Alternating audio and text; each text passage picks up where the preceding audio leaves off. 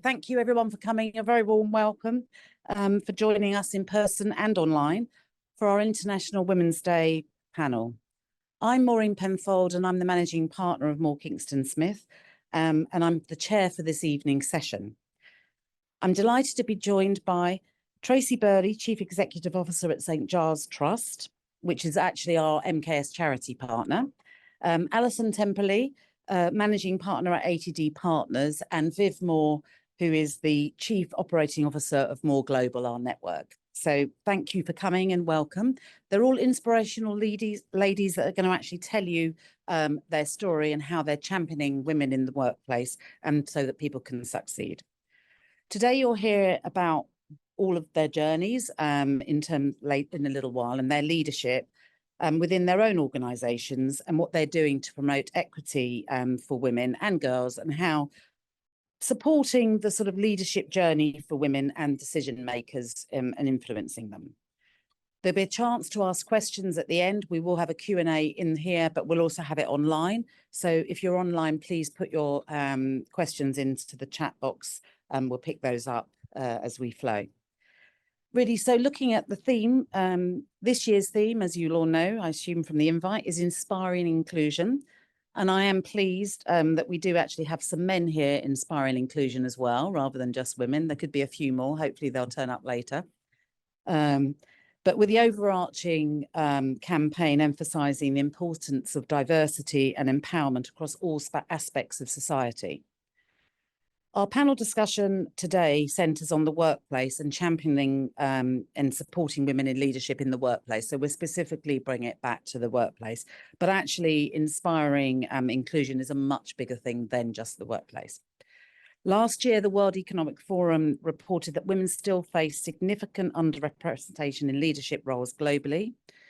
And it actually identified financial services, of which we are part of, as being one of the biggest challenging areas and one of the toughest places for women to crack leadership.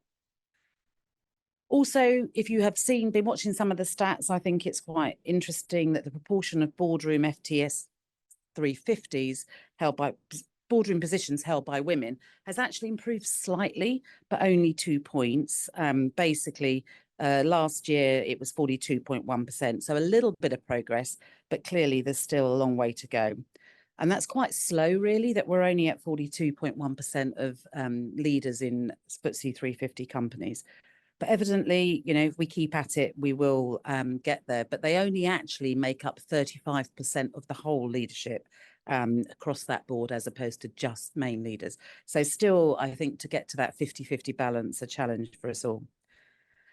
So gender stereotypes obviously are being challenged, and diverse representation of women is more evident. The need for more progressive mindsets and being open to that, I think, is actually still there. There's still a lot to go with the environments we work in, and behaviours continues to be a challenge. But in this task, again, I think we need the men to join us. It has to be inclusive. So our male counterparts are as much about that inclusion as women working on it. And really then we can unify in a challenge and actually sort of break some of those stereotypes and open those opportunities for women. But so that everybody promotes inclusion, not just one side of the coin. In terms of MKS, really, I'm very proud of sort of where we are as a partnership. We're actually 25% female partnership. Now, that's still not a big number, but I can tell you for across the profession and professionals in the city, that's a pretty good number. Across the firm, as of now, today is 45% female representative. And on our promotions last year, we promoted 67% were women. So whilst we're not there, we are pretty getting closer to a sort of equal inclusion of male and females within the firm. And I think we're on the journey, but you can't be complacent because I think there's still more to do everywhere, including here. I'm very proud to have led this firm really as managing partner since 2016, and hopefully, you know, be a role model to others in that position and other women to show them that you can actually lead a firm like this. And I've been a partner since 1990, so hopefully I'm doing a little bit along that journey. But we also have a lot of women in prominent positions at MKS, which we're proud of.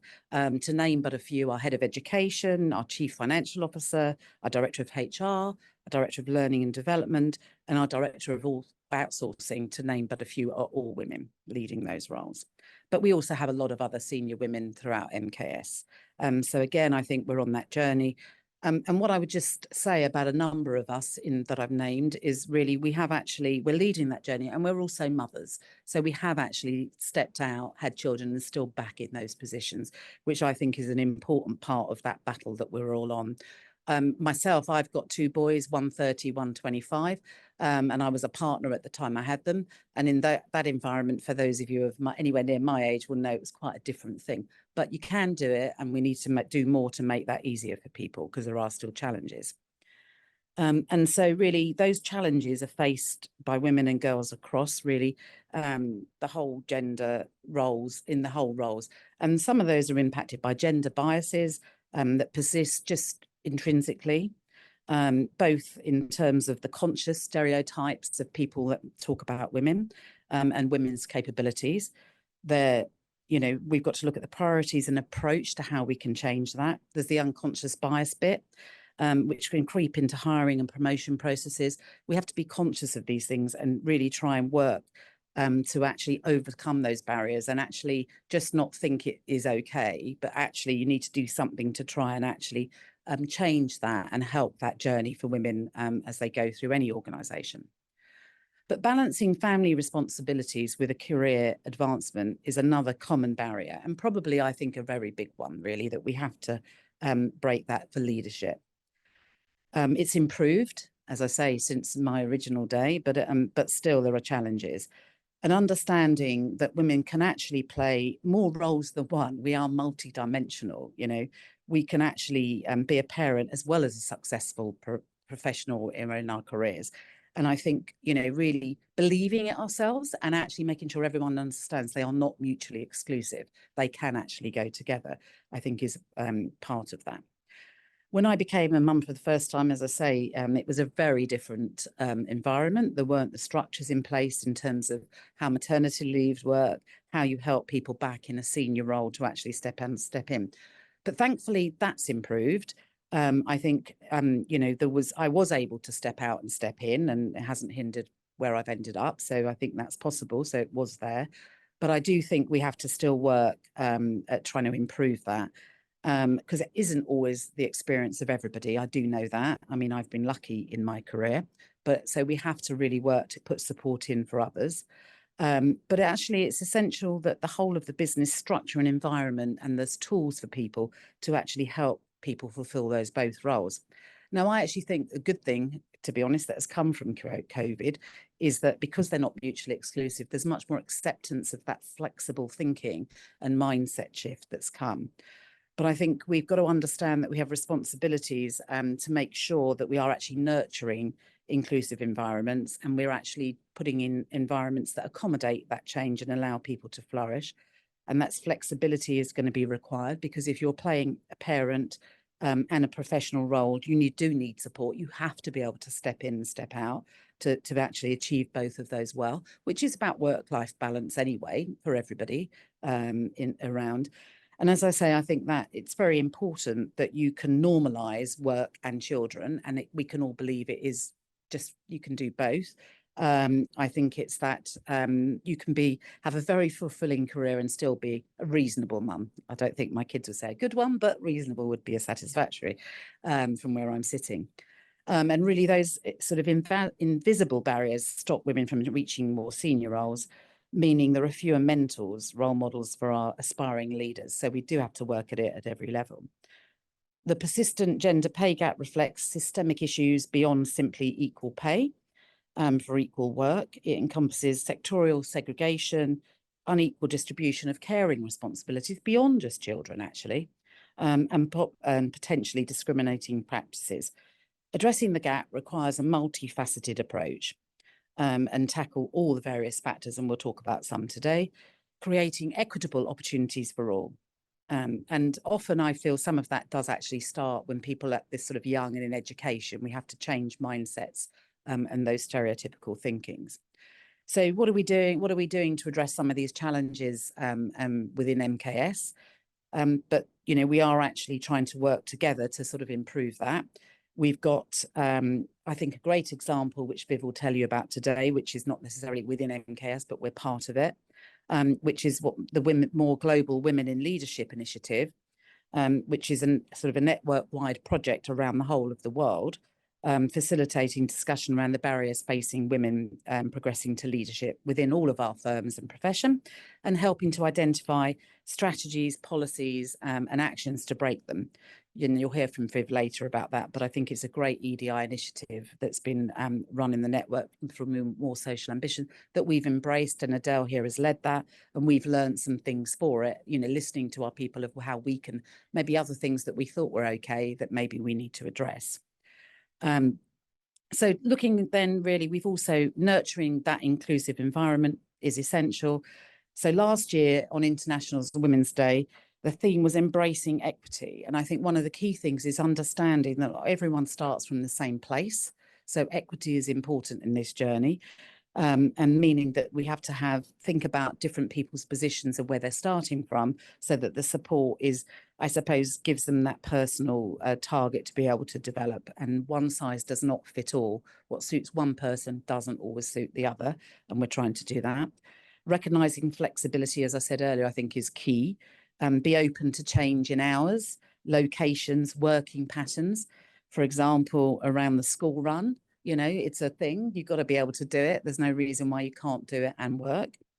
Other flexible working and encouraging hybrid working, I think, has been another thing that is helping to promote a positive work-life balance.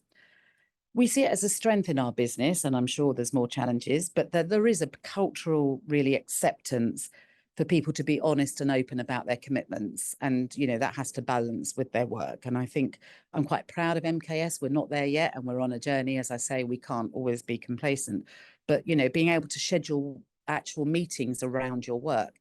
And as I mentioned as well earlier, really, one of the things that's come from COVID that I've seen massively change is our clients accept that too. They totally accept we've got lives, we've got children, because half the time they've seen them over COVID. And actually that's just changed that attitude. So, you know, you can actually be open about your personal commitments, I hope, at MKS, and actually with clients and your teams, so that you can actually have that flexible working to achieve it. We've looked at the people benefits that we provide, tools and policies that help women at various stages of their career and lives, and help ensure a smooth return to work them following a career break or absence, which is really critical to make sure that you can actually help people back at that right level. This includes supporting them, whether it's for fertility treatment, pregnancy loss, bereavement, sickness, parenting, caring responsibilities at the other side, menopause, and other life events, trying to make sure that we've got a supporting environment for people to deal with those issues. But also key, obviously, is supporting those who have children. And what we've done is we've introduced new policies in terms of, from day one, we offer 6 months full pay and 4 months half pay for maternity and main carers or a doctor leave. So whatever it is when people are on that journey, but also that those can be shared. So it does mean the sharing of maternity that's available, we do offer that within our system. So, you know, the process can be shared between men and women. Well, paternity, second parent, adopter leave comprises of 6 weeks full pay, which again, I think is pretty ahead of the profession, to try and actually encourage that sort of allowing people to actually develop as they go. And that's complemented by assistance for parents and carers, including coaching where it's needed at individual levels, depending on where people are coming and going. And also coaching for managers and the team that they're stepping out and into, because it's all very well standing here and saying we do these things, but if your day-to-day experience isn't that, so we need to coach everybody in the business to be able to be supportive across that. So, you know, there's some of the things we're doing. The other thing is really trying to have very clear pathways and career pathways, and having a sort of policy and cultures that really recognise differences and allow people's individual circumstances and where they start from in the whole of the sort of promotion process. We've also recently transformed our reward strategy. to actually have a much more holistic and sort of transparent and scientific approach to reward, so that actually helps, because if you can see it and make sure you're conscious of it, you can make sure that it doesn't have any unconscious biases in it, and eliminating those in case they creep in. And that is a much more equitable system for everybody, really. So in terms of that, we're also trying to build more peer-to-peer support systems, so that people who have progressed can mentor those who are coming through, and being open to tell their stories and the challenges. You know, it isn't all a smooth ride. You know, there are challenges there, and being much more open about that. But actually, it can help people if they can talk to somebody who's been there. And so we're introducing all of those. But as I said, you know, some of the things that came out when Adele did the workshops that we are still got to address, there were a couple of things that surprised me that we're going to look into, which was, one was that a number of our committees and groups seemingly are just made up of men. Now, I wouldn't have noticed that. And, you know, so we're going to have a look at that and see what we can do to make sure that doesn't happen. And the other one, which I think has been a challenge, is to make sure that when networking, and big part of our world of professionals is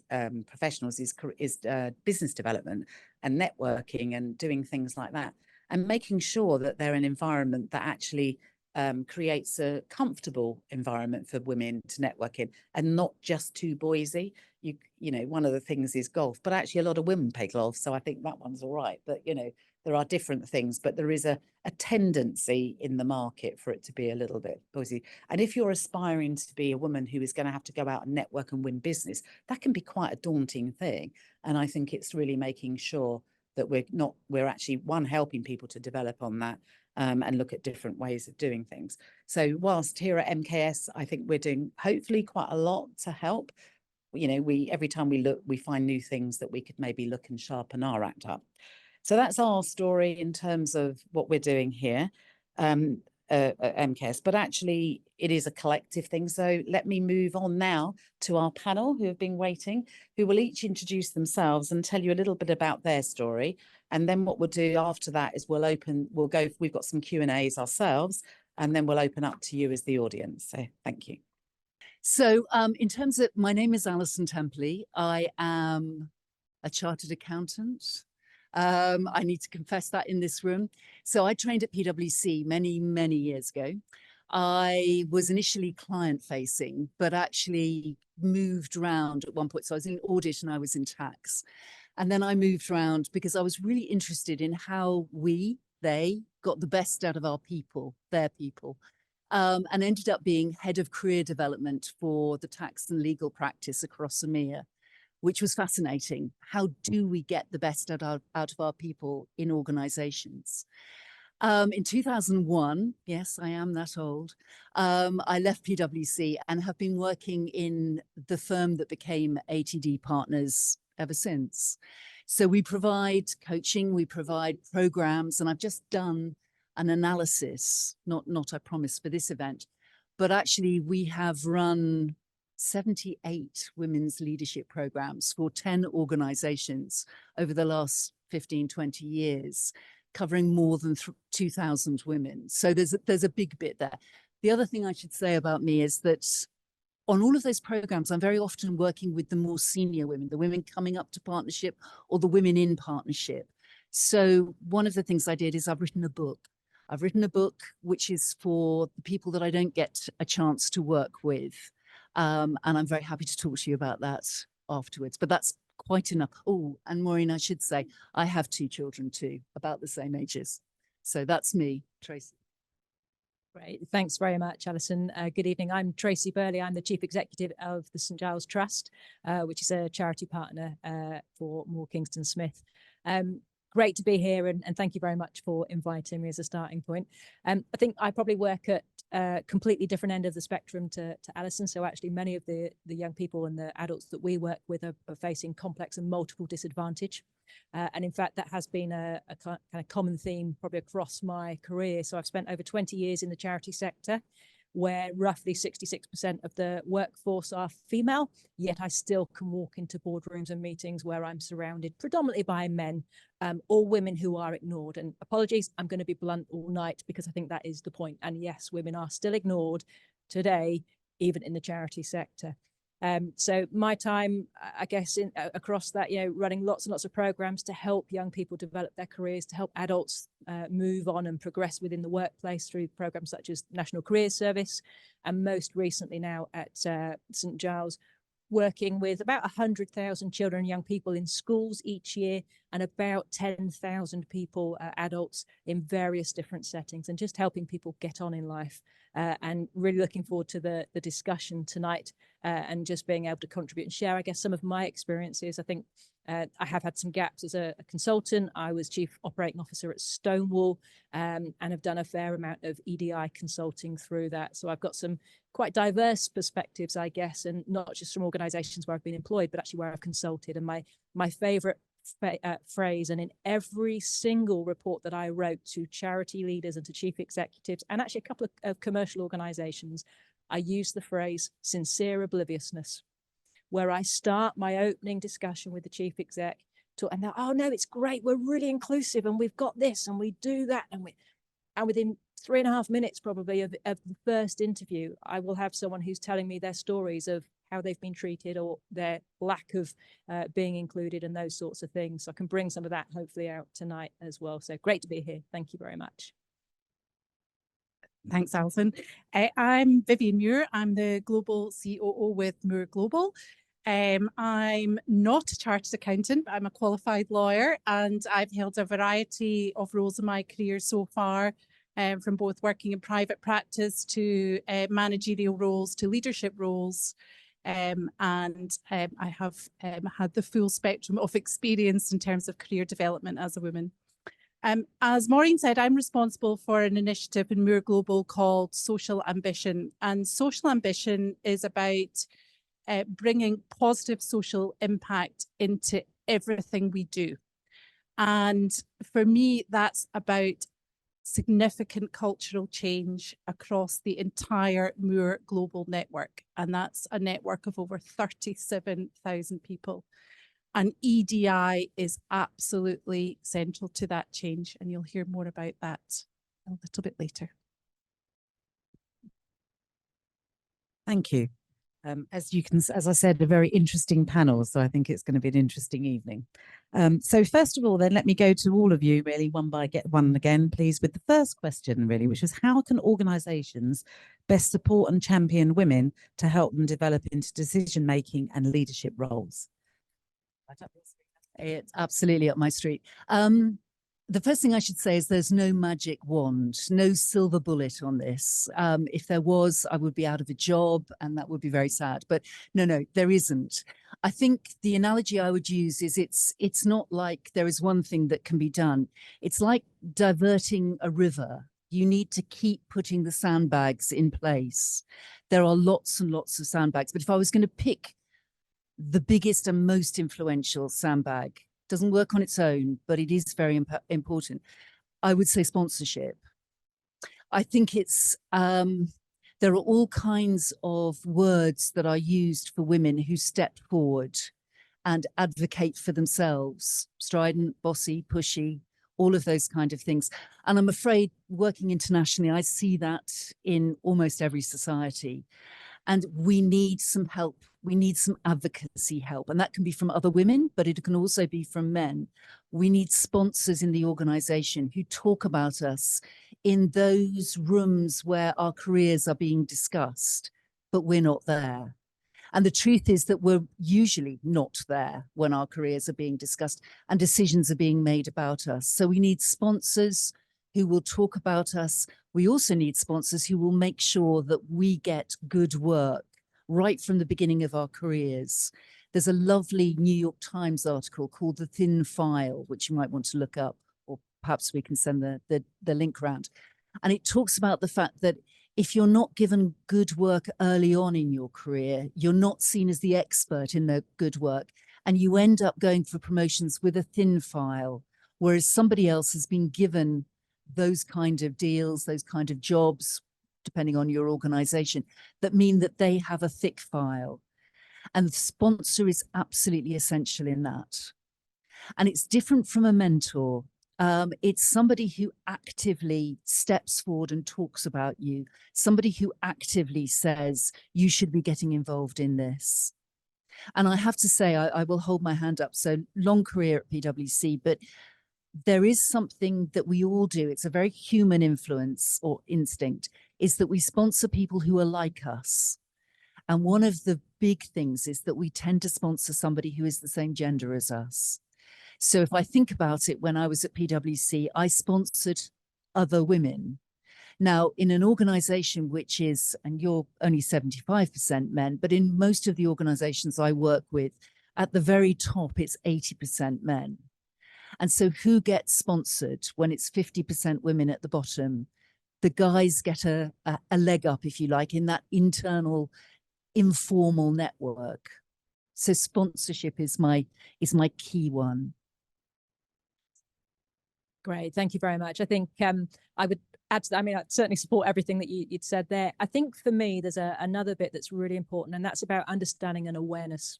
And if I look back over my career and I think about sometimes my actions and behaviors and how did I get on, and some of that actually is sometimes I demonstrated and behaved in a way that I might have expected my male counterparts to have done. And I did that because I thought that that was the way through. And on reflection, that actually wasn't helping. That was reinforcing part of the problem.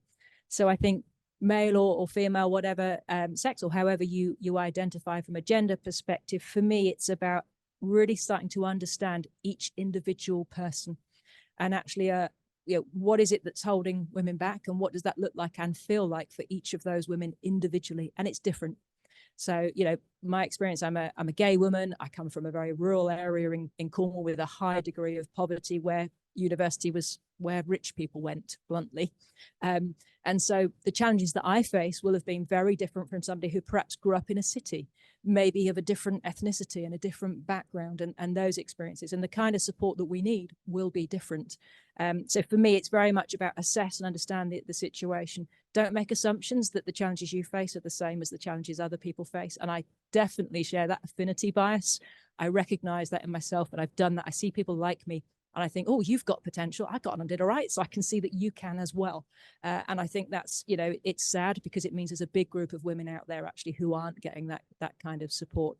So assess, understand the issue, do the work, read in, understand whatever your background, whatever your gender would be my perspective. Thank you.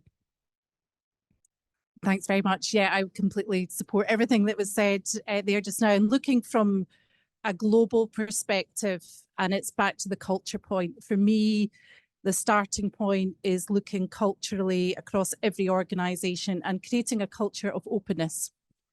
And having that openness creates an ability for people to articulate what some of the barriers are, and it helps organisation drive change. So culture is really important, that we have that mechanism in place, that people do feel comfortable, because every person's needs are different, every organisation, every culture, every geography is different across the world. So that for me is the single most important starting point for driving change across a global organisation. Thank you. And I'd agree with everything that was said as well. But yeah, but I think one of the key things I think that's come out from all three of you is the individualism, and that you have to look at, and I think that fits with that equity conversation from last year, really, as International Women's Day, which is that you have to look at where people are and where they're starting, because everybody's journey is different. And it's very easy to assume people are on a similar and have similar backgrounds. And I think that's the biggest challenge that we need to all be conscious of, really, on that and see. So really moving on to another question, really, what inspired you to enter your profession and drive change in professional firms, Alice? Okay, what made me want to become a chartered accountant? I have asked myself that question many, many times, and I'm sure many in this room have, absolutely. I think I would say two things. And one of them actually is surprisingly difficult. And given the work that I do, I'm not surprised at myself, but perhaps I was a bright young woman. I looked at the professions and thought, I can do well here. It's a meritocracy. There are exams. I'm good at exams. I can do this. And I thought it was going to be like academia. It wasn't. So what inspires me to do some different things and to change those professional service firms? And I guess it would go back to that meritocracy point. I'm not sure I would necessarily expect it to be 50-50 at the top. It was 50-50 when I joined PwC in the mid-80s. So I am that old, I really am. I would have expected things to change, and they haven't. I thought it was going to be a matter of time, and it hasn't been. I think in professional service firms, our clients expect it to be a meritocracy. And the best legal brains, the best accounting brains do not 80% come in male bodies. Meritocracy means that we would expect there to be more women at the top. So what is going on? What's happening? And absolutely, I am passionate about helping women navigate their way through the system as it is. But I also want to change the systems. I think we've talked about sponsorship, we've talked about seeing every woman as an individual, but I think we have to work with women and with the organizations to make sure that they truly, truly are meritocracies, and that bright, ambitious women will get to the top. That has an impact on both joiners, it has an impact on the service that we provide our clients. Really, really important. Yeah, I think I think you can't be complacent is the point, really, isn't it? That you have to keep challenging what you're doing, because it's very easy. I think, I sit here thinking, oh, it's good here. But then when you look under the bonnet, there's more we can do. And just doing lots of little things can help. But it's actually it's a mindset shift across the whole organisations and the whole professional bodies, I would say, to go with that. So Tracey, over to you. What are the barriers to becoming a woman in leadership, and how have you overcome some of them? Thank you. Well, I'd written quite a few notes before I got here, and then realised I could write several more pages from the cafe around the corner before I got to the building. And then as I was walking down the road, I added to it. So I'm going to try and keep it perhaps slightly shorter, but I think really, and I'm going to try and take the kind of what are the barriers and what should we be doing about it kind of together. And I think we can do that by probably, if you look at it at an individual level, a team level, an organizational level, and a systemic level. So if we go through those sort of four levels, if you like. And I guess for me, the barriers are the discrimination, the experiences, the language, the behaviors that we all experience. And I was thinking about sort of across my career, and I think the first time I experienced sexual harassment was at the age of 17, where my driving instructor thought that he should give me a kiss to congratulate me for passing my driving test. And at 17, I'm like, well, what do you do with that? It was a very awkward and difficult situation, but I didn't have the confidence at that point to explain to the 50-year-old man that really wasn't appropriate behavior. And I think that then continued. And I mean, we're outside of the workplace at this point, but it continued then into sport. And experiences at a football club where actually the bar staff thought that it would be a good idea that they might try and sort of kiss me. And what is wrong with people to make these assumptions? And I'm old, but I'm not that old. We're not going back into the 50s here. We're only going back sort of 20, 25 years. And then, much to my shock, it continued in the workplace, where I recall a particular director who continuously sort of at meetings and around events would put his hand on my leg, and I'm, what's going on? You're married, I've met your wife, and this behavior continued. And again, we're only now going back 15 years. And my honest belief, and I hear stories, like I said, I've done that consulting role. I have spoken to plenty of women in plenty of organizations who are experiencing the same things today. So I think for me, one of those things in terms of sort of barriers of people getting on is stop treating women differently. If a woman did that to a man, how would we deal with that? And it happens. I do understand that does happen, but I think the kind of social understanding and acceptance of that is in a very different place. So for me, there's a whole point in there about not accepting inappropriate behavior, not accepting inappropriate language, and really challenging and pushing that back. And that for me starts at an individual level. So as I said earlier, do the work, educate yourselves, understand what's okay, what's not, understand and think about, how does that feel? When you have a conversation with somebody, how does that feel? If you invite somebody into a room to have a discussion, how does that feel for them when you start to challenge or push back, and just start to really, I guess, explore some of the emotional responses and feelings that you might sort of have to talk through. I guess it's not to, I'm trying to get out of the whole, I'm not suggesting women are emotional, just to clarify, but you know, we all come with a range of feelings and we all have to process and manage them. So I think there's a big bit there for me. Think about, you know, women who take maternity. I can't imagine, I don't have children, I have a dog. I cannot imagine what it must feel like to take 6 months out of the workplace.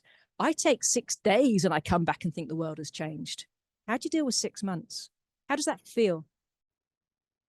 Why would we not be in contact throughout the duration of that maternity leave, actually through keeping in touch days? Not because the policy tells you to, but because actually it's the right thing to do, and because you can make a difference to that person's life when they come back to the workplace. So I think there's a lot about what you can do at an individual point. And my word of caution would be, please don't think you're saving anybody. You're not a savior. Women don't need saving. What they need is equality and equity. Actually, what you're doing is the right thing to level the playing field. You're not saving anybody.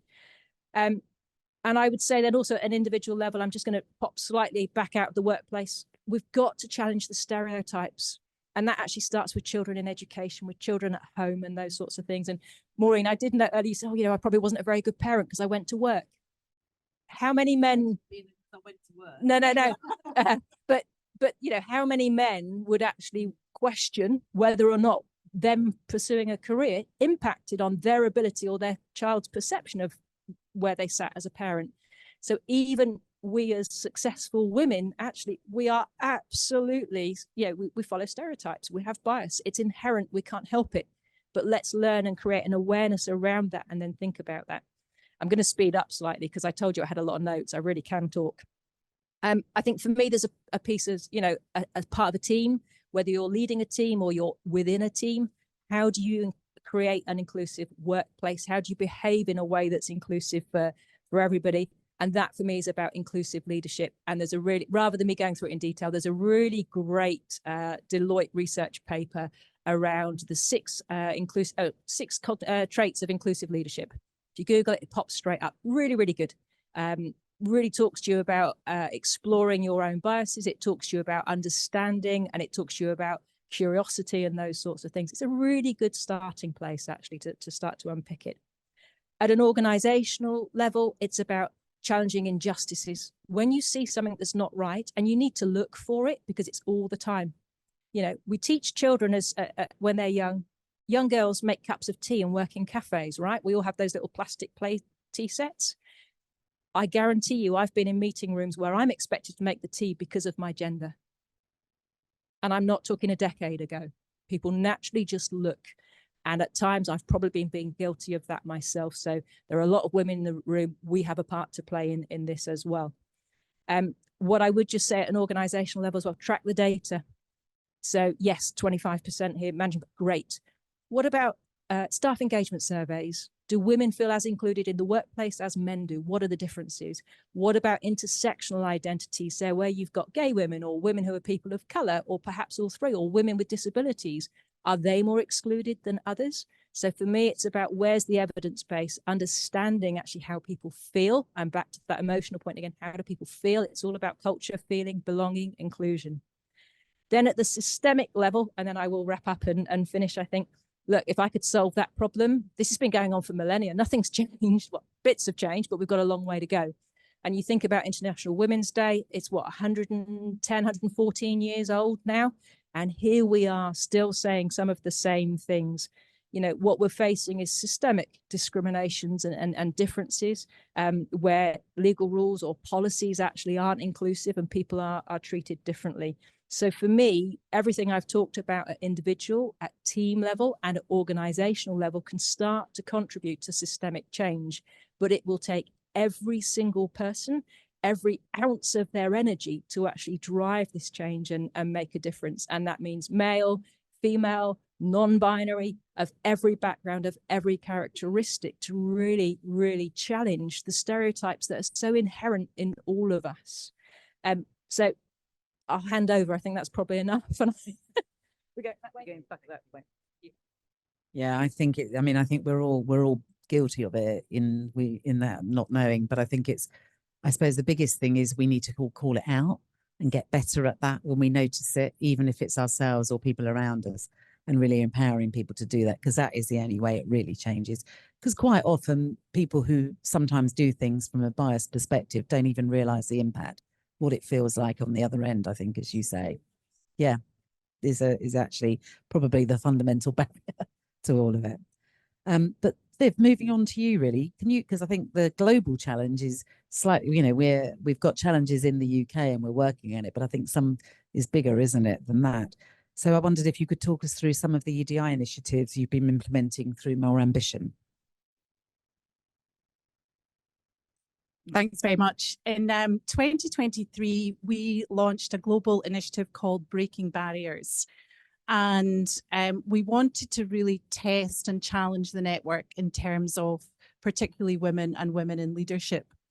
Now, that was starting a project like that was, we were all scratching our heads. Where do you start? Do you issue a survey? What do you do? What do you do with 37,000 people around the world to understand global barriers? And I was sitting in my study one day and I thought, well, what is ultimate success for women? And success is, we're not going to be sitting here in the future talking about it, okay? We're not. It's great to talk about it now. I hope we're not going to talk about it in the future. And that is where the ultimate success point is. So I felt we had to launch an initiative globally where we talk about it. And I felt we had to talk about it more to not talk about it. So that was the start of Breaking Barriers. We decided to launch global focus groups across the world.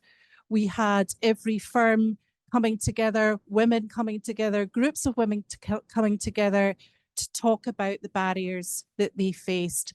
And that was the first time we have ever launched something so significant on a global basis. And it was just phenomenal. So what did we see? What did we see coming back? What were firms across the world telling us? Well, the first thing that took me surprise was they were delighted, particularly in some jurisdictions and cultures where rights are restricted, to even be asked and allowed space to talk about it was so positive for cultures and organizations. So that was the first thing that we must now positively encourage across the organization to keep talking about it. That was the first thing. We saw, consistency from what Maureen was talking about, flexible working, support for families, greater policies. We saw all of that coming through. We saw a need for greater support and training. We saw greater need for particularly going into leadership roles.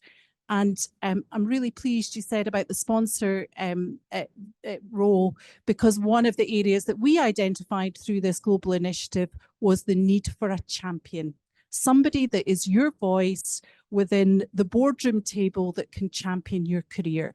So this year we're going to launch what we're calling is the Champions Initiative across the entire Muir Global Network. So that's all great. However, and this is back to your point, Maureen, there is much, much more to do. We're at the point in the year of our gathering all our statistics, and we are now, we actively gather staff numbers, gender split. We look at everything from across the board in the entire network. And what this is telling me is we have a long way to go, and very similar to the profile of MKS on a global level, we're 75% men at partner level and 25% women. So that has got to get the area of focus in terms of how we change that dynamic. Now, this year, we're going to have to get underneath it, because actually, as a global network, we have more women than men, and we have more women in professional roles than men. So it's a very interesting statistic. So something is going wrong when it jumps to partner. It's not due to lack of professional staff. It's not because we have inequality in our gender profile. There is something happening in that jump. So we're going to go back out and we're going to be talking to our firms again, more specifically around numbers of vacancies, numbers of applicants, any barriers for application, and why people, are they being encouraged to apply, and or if they're not, why not, and what are the reasons? And we'll be selecting a selection of firms for some more specific work. MKS may be one of those.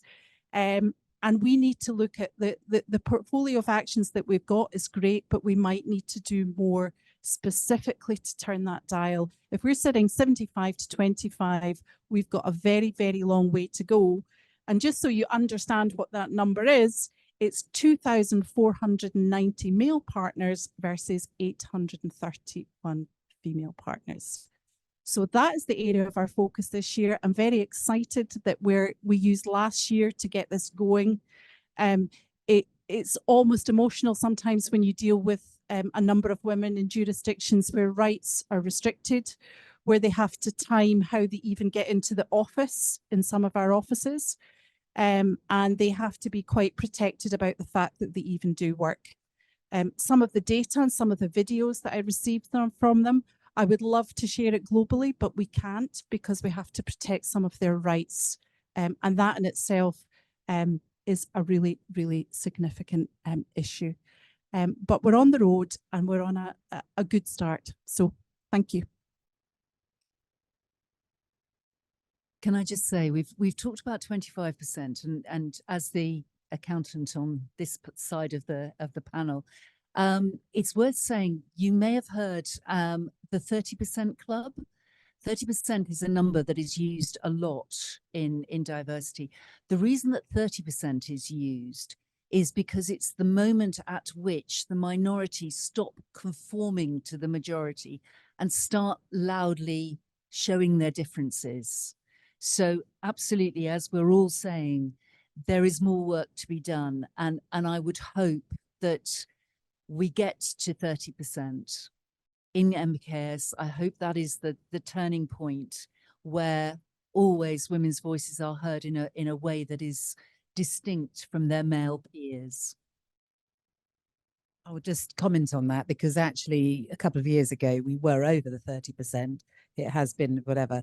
And I would also comment, and I think those of you in the room who know me and the other women partners, I don't think we do kowtow to the voice of the males in the boardroom. We have our own voice. So whilst we might be only 25%, I think a few of the guys in the room will probably wonder, really? Is there only that many of you? But that's a separate point altogether. And I think, I think this initiative with More Global is doing, it's great. And as Vivienne said, I think, it's not, we've got challenges here, but, Vivienne worked with women in Afghanistan and where they, really powerful, trying to help them have a voice and be able to even go to work, and now they're not getting educated. So it must be a very sad thing because I think it comes all the way back to those beginnings. So now we'd like to open the floor, please, for any questions from the floor. Who would like to ask something? Thank you. Rena Popat, Managing Partner of Carter Bond. I've got a quick question. I mean, you've been doing this for a while. You've experienced all these unconscious biases. If you could go back into time, what would you have done differently, or what would you do differently?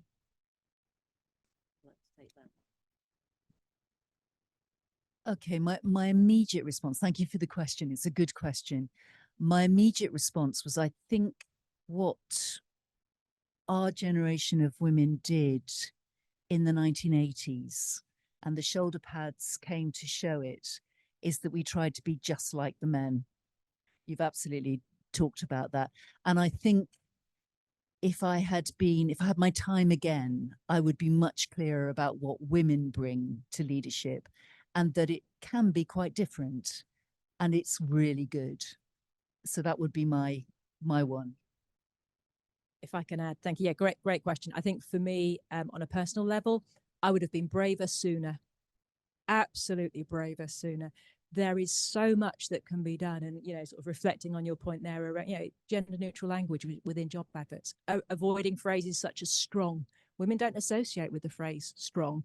You know, actually really thinking about, well, what are we doing? Why are we doing it? How do we do it differently in a way that's, you know, intentional rather than accidental? And for me, being braver sooner is one half. The second half of it has to be, I should have learned more before. You know, if only I knew now or knew then what I know now. And I could have changed and done so much more. But I think, well, I've probably got a few more years of work left in me, so I can probably still make a difference. But definitely it's the education piece and understanding actually there are other ways of doing things. Women bring great strengths to a room, a conversation, the diversity of thought, all of those things. So, and so if you're a woman and you're in the room, believe in yourself, because you can do it. Look at the people that are on this panel and the people in the room as well, and what people have, you know, women have achieved. So that belief, that self-confidence and that awareness and understanding. Yeah, I would totally agree. I mean, from my own perspective, I think having courage, be less accepting. If I could go back in time, you simply accept situations that you're put in because you're a woman. So why did I accept that? And I will never, ever forget when I really experienced in that. And I was I was in charge of regulation for the Institute of Chartered Accountants. And I came up with a new funding model for various aspects of our business. And actually, it was a funding model that could have applied to every single institute in the UK. So I was invited to present at the CEO's meeting, a group meeting, which was fantastic. However, I sat down and the first question they asked me was, "Are you here to take the minutes?" To which I responded, "No, I'm actually here to deliver a new UK-wide global strategy." So it's stuck with me for all these years, and it's part of my passion to make sure no woman goes into a room and has that question, because you know, it was very, very, very tough, and it's just part of that perception. So having courage, being less accepting, and talking more at that time would have been much more helpful. Yeah, I think certainly calling out more things in the 80s would have been the right, as opposed to just living with it. Maybe we might have changed sooner, because it wasn't a great time for women in the workplace in the 80s. And I think accepting that behaviour probably has slowed the change down. So it's really, really critical that you all learn from us and actually call it out now. Don't accept it and don't wait for that change. Just make it happen. Thank you. Well, I absolutely understand that engagement is a good way. It could be considered the best way to bring people along. Given that you had Equal Pay Act in 1973, and you're talking about what happened in 1980, and you were at 30%, now you're at 25%, and you're still more likely to be a board director if you're called John than if you're a woman. How many more years have we got, do you think, before we actually should put quotas in and actually say it has to be obligatory or mandatory? I understand that, you know, that sounds a tad controlling, but I'm 53. So my whole life I was born just as Equal Pay Act came in. And if we don't really think there's been that much difference, wouldn't it be a shame if that my children were cheering about 31% or 27%? Should we not just cut it loose now and just insist on quotas everywhere? I don't. I mean, I'll give you my personal view first. Is I don't actually believe in quotas, but I do believe in transparency, and I do believe in targets, which are slightly different to quotas. But actually, I think you have to change mindsets.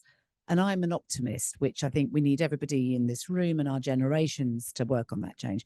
But what I see in the generations coming through, if I talk about my children, I've got 2 boys, but the girls and things around the 20s and 30s, I don't think they're going to accept it. So I think you will get a push, a butt from below as well. But actually, the more mixed audiences we have talking about this will change it. You know, this has been a conversation for a lot of years. It is certainly moving, but it's very slow and it needs to continue. But I'm afraid I worry about absolute quota, but target and transparency I support. Yeah, I feel really mixed about this. There is a part of me that would like to have quotas. but then I think of the consequences. Oh, she only got in because of the quota, and that's my worry.